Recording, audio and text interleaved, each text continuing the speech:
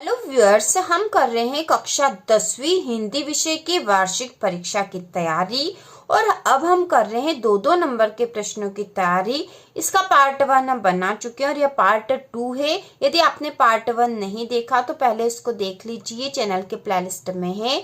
इसके साथ ही हमने काव्य खंड, गद्य खंड और कृतिका के एक एक नंबर के सारे प्रश्नों की तैयारी कर ली है। इस प्रकार से हम हिंदी की संपूर्ण तैयारी करने वाले हैं, जिससे कि आपको एग्जाम में पूरे में से पूरे अंक प्राप्त हो। इसके साथ ही इन उत्तरों में हम यह भी देखेंगे कि आपको कितने बड़े आंसर लिखने हैं दो नंबर वाले क्वेश्चन में। तो शुरू करते हैं। प्रश्न है, गोपियों ने उद्धव से योग की शिक्षा कैसे लोगों को देने की बात कही है। गोपियों ने उद्धव से योग की शिक्षा कैसे लोगों को देने की बात कही है। तो इसका उत्तर है, गोपियों ने उद्धव से योग की शिक्षा ऐसे लोगों को देने की बात कही है जिनका मन चक्री की तरह इधर उधर घूमता रहता है, एक ईश्वर में स्थिर नहीं रहता। गोपियों ने उद्धव से योग की शिक्षा ऐसे लोगों को देने की बात कही है जिनका मन चक्री की तरह इधर उधर घूमता रहता है, एक ईश्वर में स्थिर नहीं रहता। इसके बाद अगला प्रश्न है, राम लक्ष्मण परशुराम संवाद पाठ के आधार पर राम के स्वभाव की कोई दो विशेषताएं लिखिए। तो यहाँ हमें राम के स्वभाव की दो विशेषताएं लिखनी है। तो इसमें पहली है विनम्रता। ठीक है, राम के स्वभाव की दो विशेषताएं जो है इसमें विनम्रता और दूसरी शांत स्वभाव। तो पहली जो विनम्रता है इसमें हम लिखेंगे राम विनम्र स्वभाव के थे, परशुराम के क्रोध करने पर भी विनम्रता से उत्तर देते हैं। दूसरा है शांत स्वभाव, राम शांत स्वभाव के थे। तो इस प्रकार यदि हम दो विशेषताएं लिख देंगे तो हमें 2 नंबर पूरे ही प्राप्त हो जाएंगे। इसके बाद अगला प्रश्न है, फागुन में ऐसा क्या होता है जो बाकी ऋतुओं से भिन्न होता है। फागुन में ऐसा क्या होता है जो बाकी ऋतुओं से भिन्न होता है। तो इसका उत्तर होगा, फागुन में कोयल कूकने लगती है, पक्षी चहचहाने लगते हैं। इस समय पेड़ पौधों पर नए पत्ते आ जाते हैं और चारों तरफ रंग बिरंगे फूल दिखाई देने लगते हैं।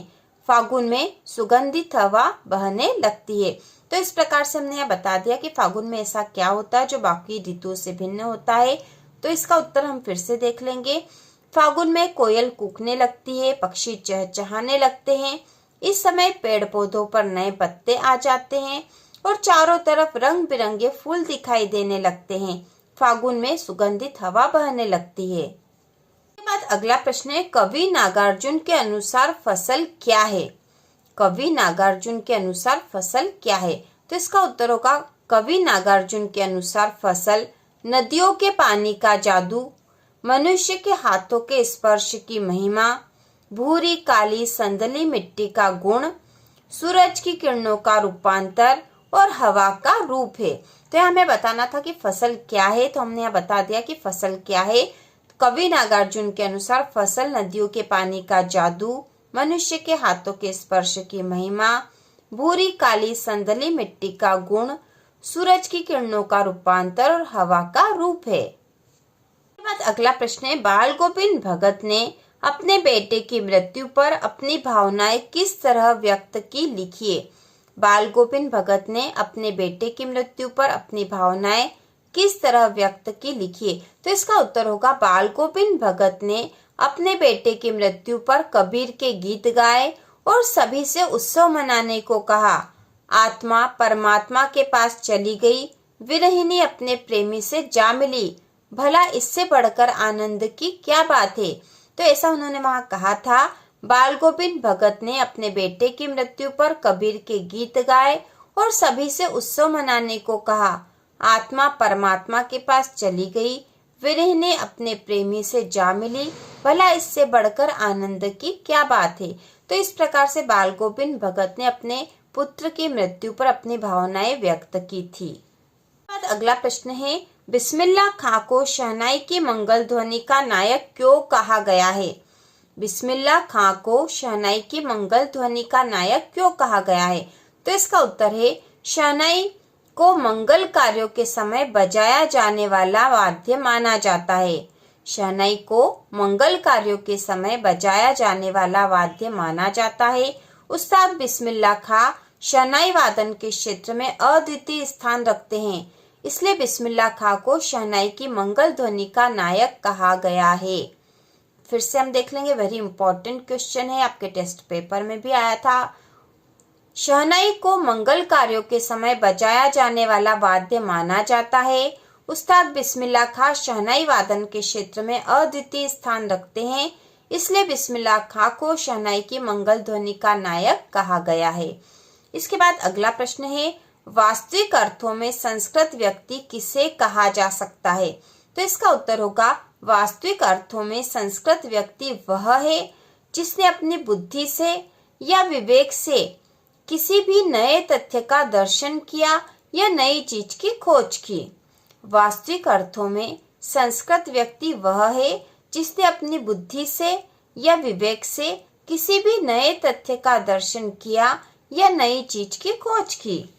इसके बाद अगला प्रश्न है, गोपियों द्वारा उद्धव को भाग्यवान कहने में क्या व्यंग नहीं थे? गोपियां जो है उद्धव को भाग्यवान कह रही थी, लेकिन वह व्यंग कर रही थी क्योंकि वह वास्तव में उद्धव को भाग्यवान नहीं मानती थी, बल्कि वे भाग्यहीन मानती थी। तो इसका उत्तर होगा, गोपियों द्वारा उद्धव को भाग्यवान कहने में व्यंग नहीं थे कि वास्तव में उद्धव भाग्यवान ना होकर भाग्यहीन है। उद्धव कृष्ण रूपी प्रेम की नदी के पास रहे, फिर भी वे कृष्ण प्रेम से वंचित रह गए। और उद्धव को भाग्यहीन इसलिए मानती थी गोपियां क्योंकि उद्धव जो है कृष्ण के पास रहे थे, फिर भी कृष्ण का प्रेम उन पर नहीं लगा था, बल्कि वो ज्ञान को महत्व दे रहे थे, इसलिए गोपियां उद्धव को जो है भाग्यहीन मानती थी। इसका उत्तर फिर से देख लेंगे, गोपियों द्वारा उद्धव को भाग्यवान कहने में व्यंग नहीं थे कि वास्तव में उद्धव भाग्यवान ना होकर भाग्यहीन है। उद्धव कृष्ण रूपी प्रेम की नदी के पास रहे, फिर भी वे कृष्ण प्रेम से वंचित रह गए। इसके बाद अगला प्रश्न है, कविता का शीर्षक उत्साह क्यों रखा गया है? कविता का शीर्षक उत्साह क्यों रखा गया है? तो इसका उत्तर होगा, कविता में बादलों को क्रांति का प्रतीक बताते हुए उन्हें सामान्य जन के मन में उत्साह का संचार करने के लिए कहा गया है। ठीक है, तो यहाँ पे हम ये भी लिख सकते हैं कि कविता का शीर्षक उत्साह इसलिए रखा गया है क्योंकि, फिर नंबर 1 हम लिख देंगे यहाँ पे पहले नंबर पे, कविता में बादलों को क्रांति का प्रतीक बताते हुए उन्हें सामान्य जन के मन में उत्साह का संचार करने के लिए कहा गया है, इसलिए कविता का शीर्षक उत्साह रखा गया है।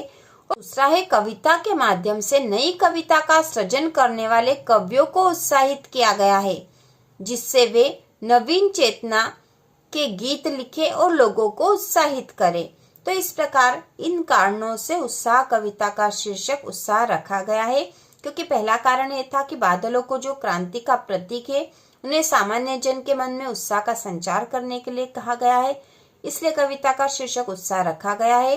दूसरा कारण है कि कविता के माध्यम से नई कविता का सृजन करने वाले कवियों को उत्साहित किया गया है, जिससे वे नवीन चेतना के गीत लिखे और लोगों को उत्साहित करे। इस कारण से भी कविता का शीर्षक उत्साह रखा गया है। इसका जो अगला प्रश्न है, फसल को हाथों के स्पर्श की गरिमा और महिमा कहकर कवि नागार्जुन क्या व्यक्त करना चाहते हैं? तो इसका उत्तर होगा, फसल को हाथों के स्पर्श की गरिमा और महिमा कहकर कवि नागार्जुन व्यक्त करना चाहते हैं कि फसल उपजाने में मनुष्य के परिश्रम का महत्वपूर्ण योगदान होता है। फसल को हाथों के स्पर्श की गरिमा और महिमा कहकर कवि नागार्जुन व्यक्त करना चाहते हैं कि फसल उपजाने में मनुष्य के परिश्रम का महत्वपूर्ण योगदान होता है। इसके बाद अगला प्रश्न है, सेनानी न होते हुए भी चश्मे वाले को लोग कैप्टन क्यों कहते थे? तो इसका उत्तर होगा, सेनानी न होते हुए भी चश्मे वाले को लोग कैप्टन कहते थे क्योंकि उसके अंदर देशभक्ति की भावना कूट कूट कर भरी हुई थी। सेनानी न होते हुए भी चश्मे वाले को लोग कैप्टन कहते थे क्योंकि उसके अंदर देशभक्ति की भावना कूट कूट कर भरी हुई थी। इसके बाद अगला प्रश्न है, लेखिका मन्नू भंडारी के व्यक्तित्व पर किन किन व्यक्तियों का किस रूप में प्रभाव पड़ा? तो इसका उत्तर होगा, लेखिका के व्यक्तित्व पर मुख्य रूप से 2 व्यक्तियों का प्रभाव पड़ा। पहला इसमें लेखिका मन्नू भंडारी के पिता, तो इसमें हम लिखेंगे लेखिका के व्यक्तित्व में हीन भावना, कुंठा, क्रोधित होना, आदि गुण उनके पिता के प्रभाव से आए थे।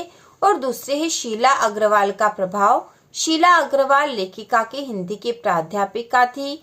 उनसे उन्होंने साहित्य में रुचि, आंदोलन में सक्रिय भागीदारी आदि गुण मिले थे। तो इस प्रकार से हम यहाँ 2 गुण लिख देंगे तो हमें 2 नंबर पूरे ही मिल जाएंगे। तो इस प्रकार हमने 2-2 नंबर के प्रश्नों की तैयारी की है। 2-2 नंबर के और प्रश्न बनेंगे अभी, जिससे कि हम संपूर्ण तैयारी कर लेंगे 2-2 नंबर के प्रश्नों की भी। तो इसी प्रकार के और वीडियो देखने के लिए, कक्षा 10वीं की संपूर्ण तैयारी के लिए चैनल को सब्सक्राइब कीजिए।